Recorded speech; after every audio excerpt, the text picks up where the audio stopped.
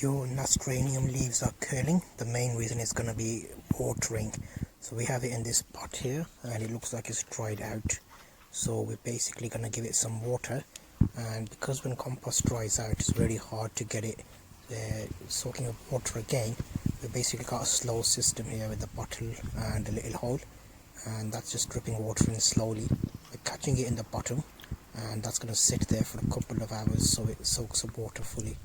And then when we put it back on the pedestal, we're going to carry on giving it a bit of slow drip watering. That will help it get rehydrated.